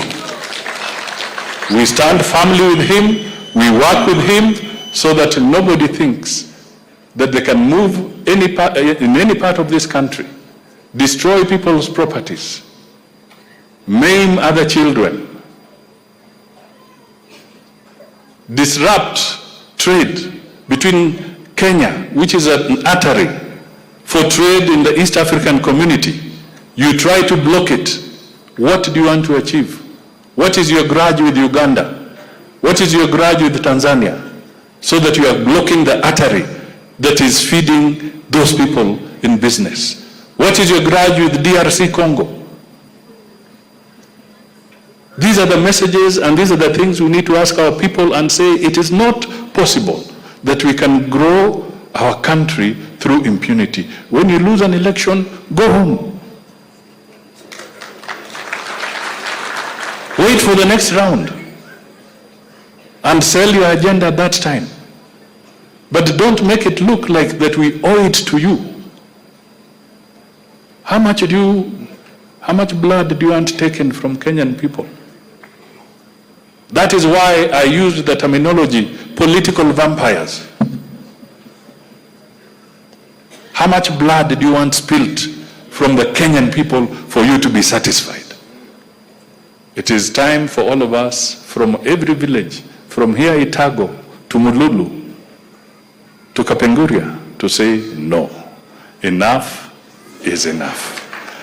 Ndugu na dada, tusimame tumkaribishe Rais wa Jamhuri ya Kenya aje atuhutubie na atusaidie kwa mpango wa leo. Asante sana. Thank you, Your Excellency.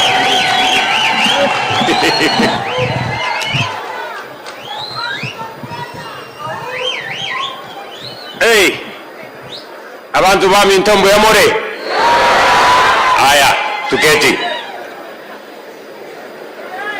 Waheshimiwa viongozi wote, ndugu wananchi, kina mama, wazee, vijana wa hapa South Mugirango, hamjambo. Hamjambo tena. Abantu bami ntombo ya more. Mbya more naende. Mbya more mwenzi. Nyasaye no muya. Chinga kichonzi. Bwana Yesu asifiwe. Hebu mnisalimie hivyo hewani nione. Yaani hii dunia yote imekuja. Hivi ndivyo mmejipanga. Naona mko chonjo sana. Wacha nichukue nafasi hii, ndugu zangu watu wa South Mugirango hapa Kisii. Nimshukuru Mungu sana kwa kutupatia nafasi tufike hapa. Pia niwashukuru. Ni mara yangu ya kwanza kufika hapa South Mugirango. Niwaambie watu wa South Mugirango, nilikuja hapa nikaomba kura zenu, tukaomba na huyu muungwana wenu Silvanus, na sisi wote nyinyi mkawa watu wangwana, mkatupatia kura zenu, mkatuongezea maombi, Mungu akatubarikia tukapata ushindi. Mimi nataka niseme asante sana watu wa South Mugirango. Sijui kama mmenisikia. Yaani nimesema asante sana watu wa South Mugirango. Na mimi nataka niwahakikishie ya kwamba kwa sababu mumetusaidia tukaunda hii serikali pamoja, hii serikali itawafanyia kazi vile tutafanya kazi katika sehemu zingine zote za Kenya. Na nimekuja hapa leo salamu peke yake. Mimi nitarudi hapa sasa kwa ile maneno yenyewe. Si tulikubaliana tukimaliza uchaguzi kitendawili haitaanza. Tulisema kazi ndio itaendelea. Ama tulisemaje? Si namna hiyo. So leo mimi nimefika hapa, niliambia mjumbe wenu juzi ya kwamba nitapitia hapa. Nilikuwa nimeenda shughuli ya maji kule Vihiga, nikasema nitapitia hapa nafasi kidogo niwasalimie, niwashukuru, na pia niwashukuru kwa kunipatia huyu shujaa. Anaitwa Silvanus Osoro. Huyu muungwana jameni ni mtu shujaa. Huyu mtu hawezi kununua uoga. Ni mtu amejipanga, na tumempatia kazi kubwa ya kupanga bunge ya Kenya. Huyu chief whip. Mimi nataka niseme asante sana watu wa South Mugirango for electing this great Kenyan, Silvanus Osoro. Ile kazi yako naye, kalamu yake ndio inapanga hawa wabunge wote kwa makomiti. Huyu kalamu ya huyu mtu, si ndio? Msimuone ati ako na mwili kidogo. Hii watu wote wanapiga salutu kwake. Akisema unatoka hii komiti, unatoka za hiyo hiyo. Anasema umekosa komiti, kalamu yake ndio inaondoa watu.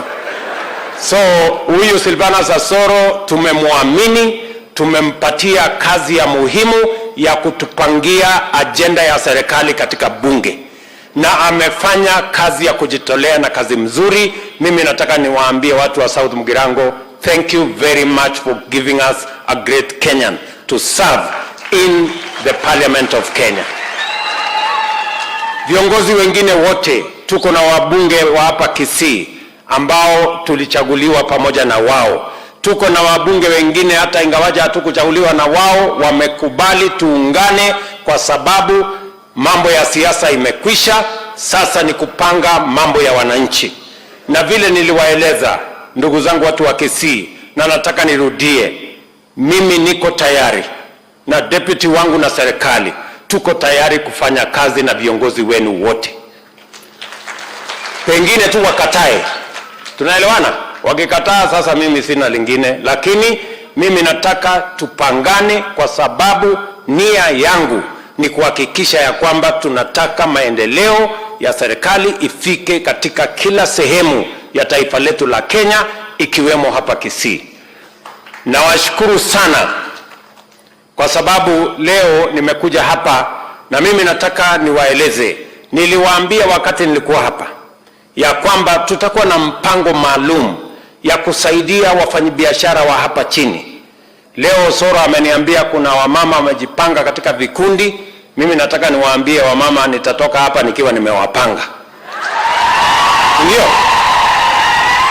Lakini mimi niliwaeleza tutaanzisha hazina ya Hustler Fund. Nyinyi watu wa Kisii ni watu wa mnajua kujipanga sana. Hapa Kisii watu ambao wamepata Hustler Fund ni 430,000. Wamechukua milioni 567. Na mimi naona watu wananiangalia hapa na kuna wengine hawajalipa, sasa ndio unaona wana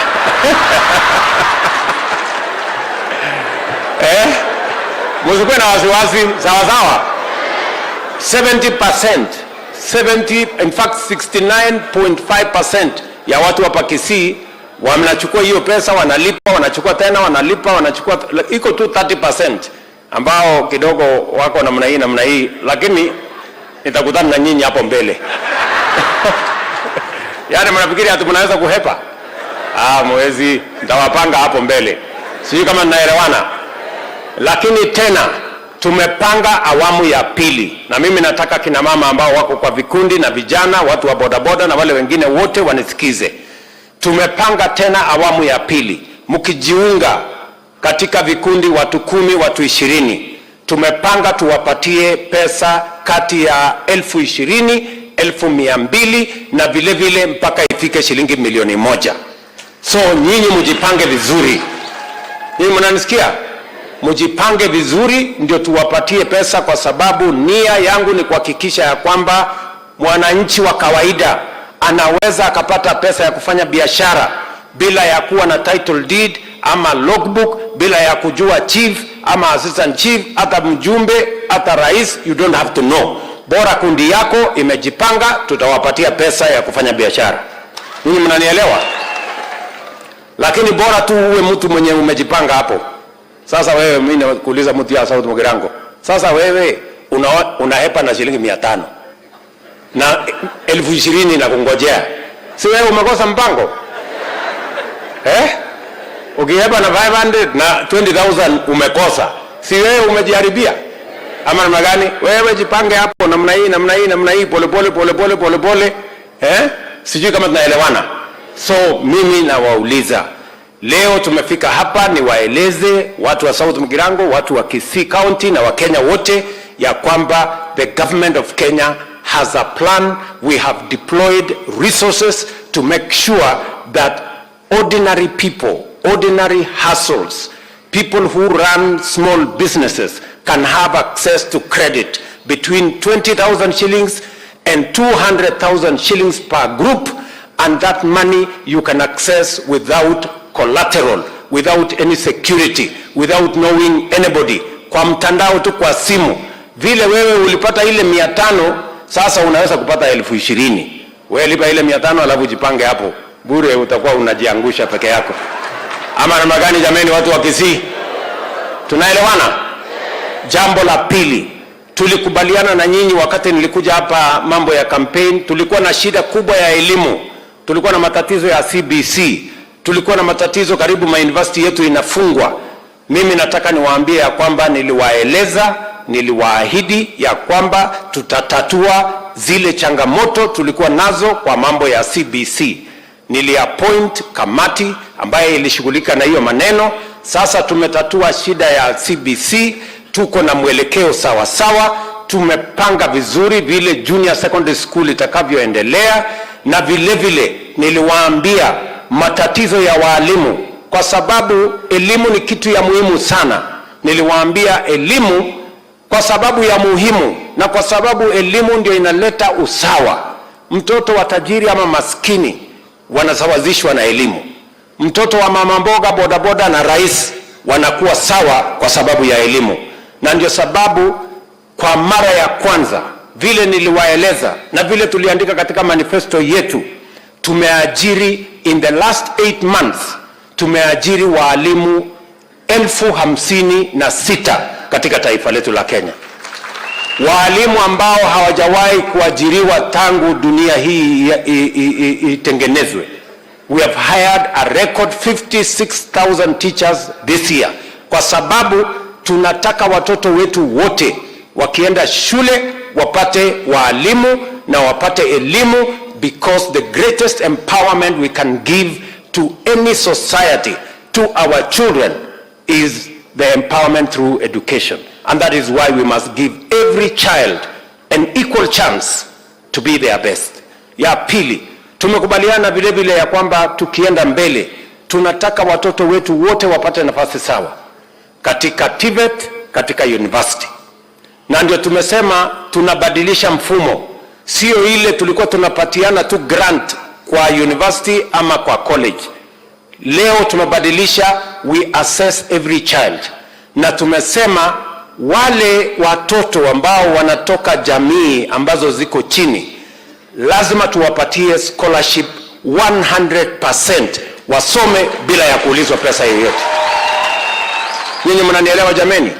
Na ndio tumeongeza maradufu pesa ya TVET from 5 billion to 10 billion. Tumeongeza pesa ambayo inaenda katika universities zetu from 44 billion mpaka 82 billion, because we want every child in Kenya wakienda university wakute masomo inaendelea, sio wanaenda university kwenda matembezi. Na tunataka tuhakikishe, because human capital, the people of Kenya are the greatest resource we have as a nation, and to sharpen that resource we do it through education. Tunaelewana? So hiyo mpango yote ya elimu tumetengeneza, tumekubaliana na vice chancellors, tumekubaliana na wale wanaendesha TVET, tumepanga vizuri, and we have already implemented that program. It is moving forward. Tulikubaliana na nyinyi vile vile, kwa sababu tunataka kubadilisha taifa letu la Kenya. Tukasema lazima tushughulikie mambo ya chakula, kwa sababu kupunguza gharama ya maisha, sehemu kubwa ya gharama ya maisha ni gharama ya chakula. Na ndio tulisema njia ya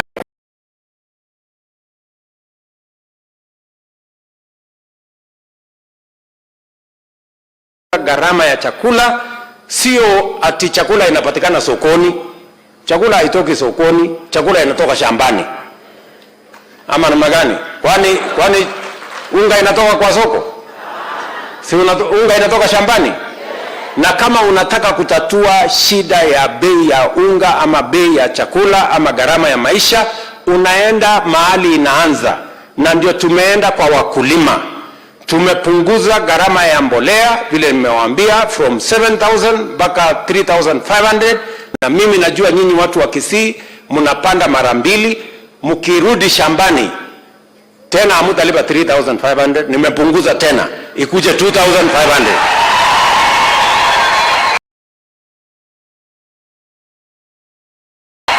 Na nimesema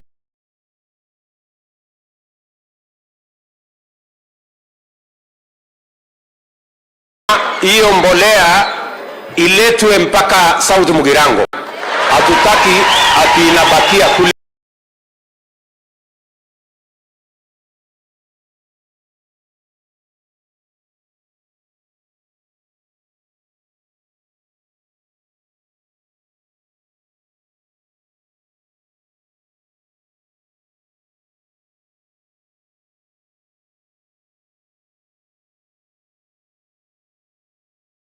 Town tunataka iletwe mpaka South Mugirango.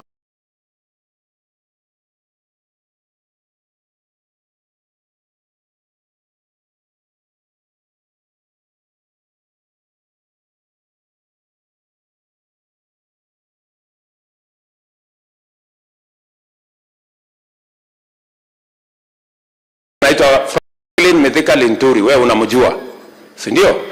Pangeni na yeye county government, kama county government wasipopanga, wewe upange, tuwe na store hapa, tulete mbolea ya watu wa South Mugirango ikuje hapa, kwa sababu tunajua nyinyi ni watu wa bidii, mutazalisha chakula yote, mutaweka mambo ya kahawa, mutaweka, tutawapatia hata ya miwa, mutaweza kutumia, ndio tuweze kuongeza productivity, ili kila mmoja wetu aweze kuongeza mapato ya shamba yake, kama ni ya chai, kama ni ya kahawa, kama ni ya miwa, kama ni ya mahindi, kama ni ya ndizi, kama ni ya muhogo, hiyo yote tuweze kuzalisha chakula, ndio tuweze kuondoa aibu ya njaa katika taifa letu la Kenya.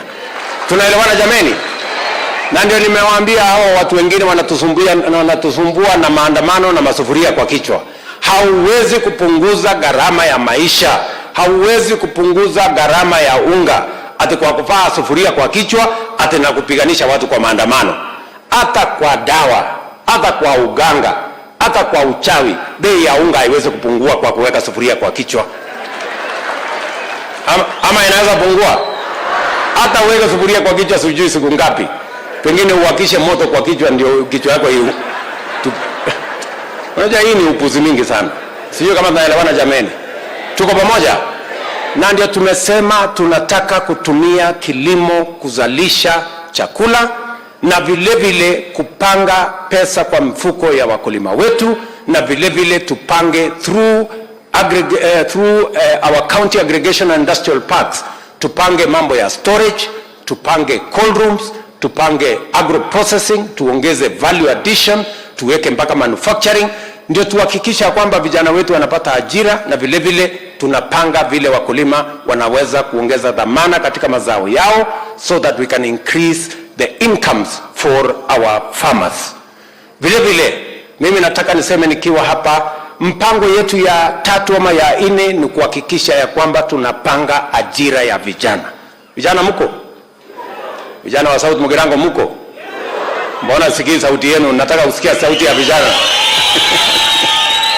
Sikizeni. Makosa tumekuwa tukifanya katika taifa letu la Kenya for a long time. Tunapanga elimu ya vijana primary, secondary, college, university, lakini hatuja kuwa na mpango kamili. Hawa watoto wakitoka shuleni wanaenda kufanya kitu gani? Ndio unaona watoto wengi wanatoka shuleni wanaenda wanahangaika. Ni kweli ama si kweli? This time round niliwaambia, mbali na kupanga vile tutasomesha watoto wetu, lazima tuwe na mpango maalum ya vile watapata ajira. Na ndio kwa sababu katika budget yetu hii tumeweka pesa ya mambo ya housing, kwa sababu tunataka kutumia housing kutengeneza ajira 1,000,000 Kenya. Vijana wa hapa South Mugirango, mimi nataka mnisikize vizuri. Hapa Kisii, kwanza nyinyi watu wa Kisii ndio mnahitaji housing kuliko sehemu nyingine yote ya Kenya, kwa sababu ardhi yenu imeanza kuwa ndogo. Mimi nataka niwaulize, hii ardhi ya eka 2, eka 3, eka 5 ikikatwa kwa vijana 4, 5, kutakuwa na mahali ya kuzalisha chakula kweli baada ya miaka 2, 3? Sisi tutakuwa tumepotea sisi wote. Ndio tunasema tunafanya housing, so that tufanye land consolidation. Badala ya kuishi kila mahali, tuweze kuishi mahali moja, ili shamba ile imebaki tuweze kutumia kuzalisha chakula, kwa sababu wananchi wanaongezeka lakini ardhi haiongezeki. Lazima tuwe na mpango kamili how we are going to make sure that we eliminate land fragmentation that is threatening our food security initiatives, and we must make sure that we are working together.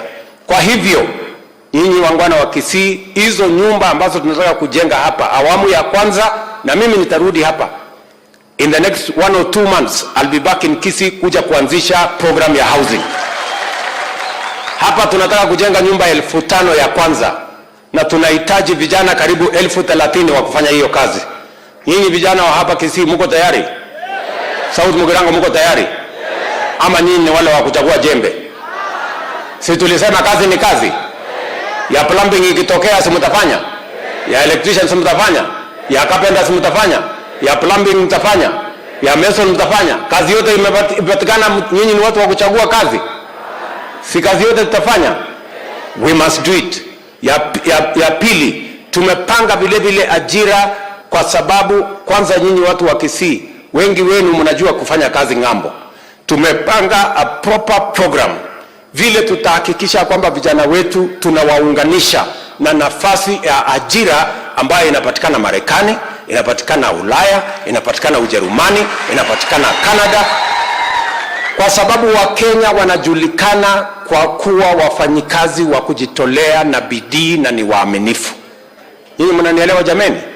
Vile vile tumekubaliana every ward tunaweka ICT hub ili iwezekane pia kijana wa hapa South Mugirango awe yako hapa Etago, lakini kupitia mtandao anafanya kazi Marekani, anafanya kazi Ulaya, na ako tu hapa South Mugirango analipwa na dola.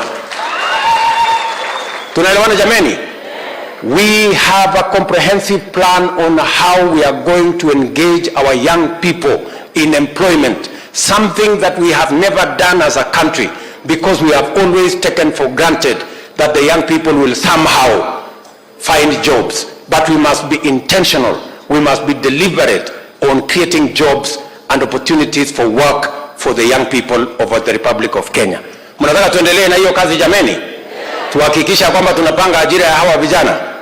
Na ndio mimi nataka niwaambie ya kwamba ndugu zetu watu wa hapa Kisii, tusikubali siasa ya kupiganishwa, tusikubali siasa ya fujo na kupigana na kuharibu mali na kuharibu biashara. Mimi nawauliza tuungane, siasa imekwisha.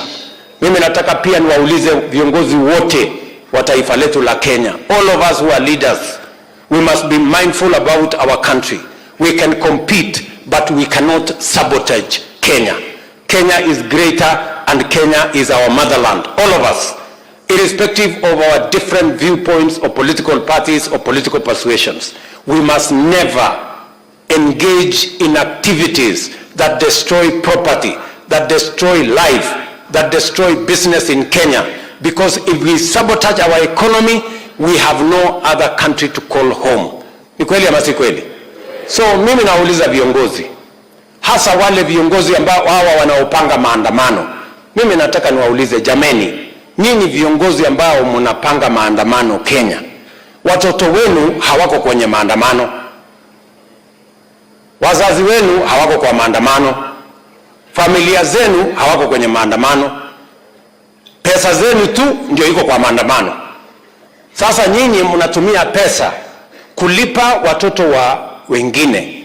Watoto wenu kwa sababu mnawapenda, mmewatuma bunge, wengine mmewatuma Ulaya, wengine mmewatuma sijui biashara gani, alafu mnachukua watoto wa Wakenya wengine, mnawabebesha mawe, mnawabebesha sijui silaha, wanaenda kupigana na polisi, wanaharibu mali ya watu, wanaharibu biashara zetu, wanaharibu Kenya. Alafu nyinyi mnafikiri ya kwamba mtafata faida ya kisiasa. Mimi nataka niwaulize hawa viongozi, tafadhali, we must, whatever it is, whatever disagreements we have, we must always be responsible to know we have one nation called Kenya, and we cannot sabotage or destroy our nation. And the same way you guys, vile nyinyi, the same way you guys are looking after your families, making sure that they are protected, making sure that they have jobs, making sure that they are members of parliament. I want to tell you, I too, I have a responsibility to protect the children of the rest of Kenyans. Si ni kweli jameni? Kama wao wako na, kwa sababu wanapenda familia zao, wanapenda watoto wao, wamewapatia kazi, wamewapatia sijui nini, pia na mimi lazima na niko na jukumu ya kulinda haki ya hawa watoto wa Wakenya wengine. Hawa mnawatuma waende wapigane mawe, waende wapigane na polisi, waende waharibu mali, waharibu dunia ya Kenya na wahujumu uchumi wetu. I have a responsibility to protect them.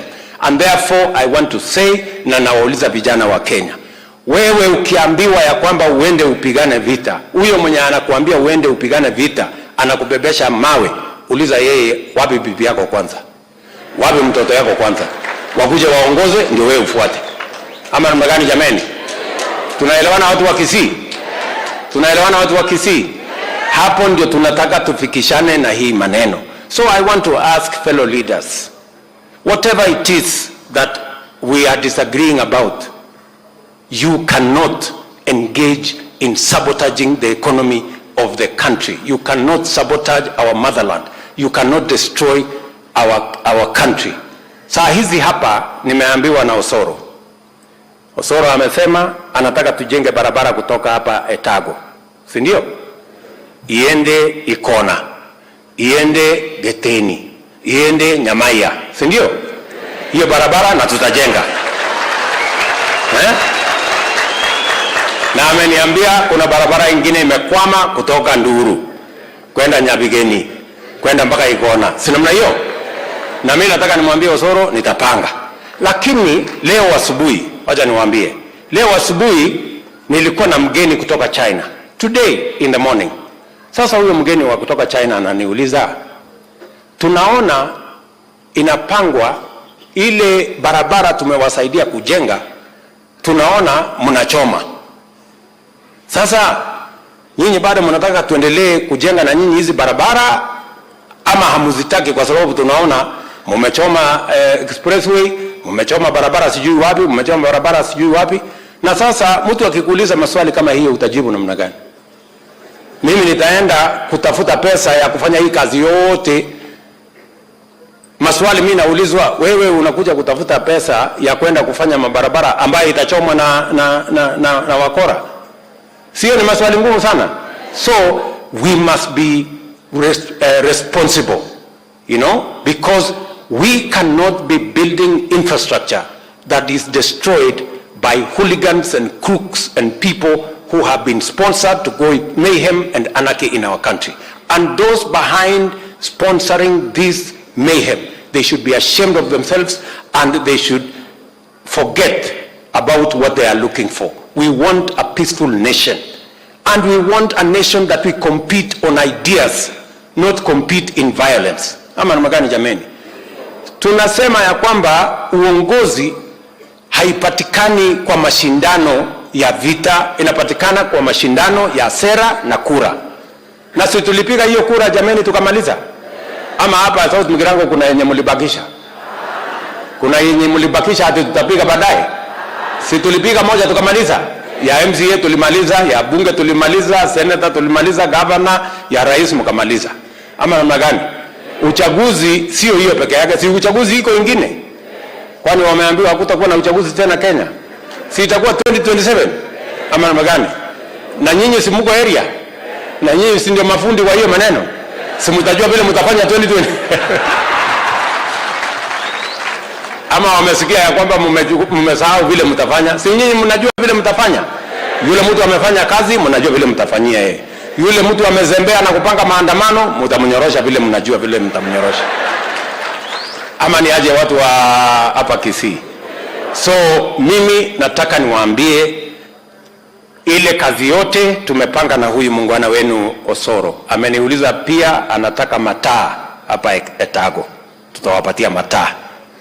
Hata Ikona tutawapatia mataa.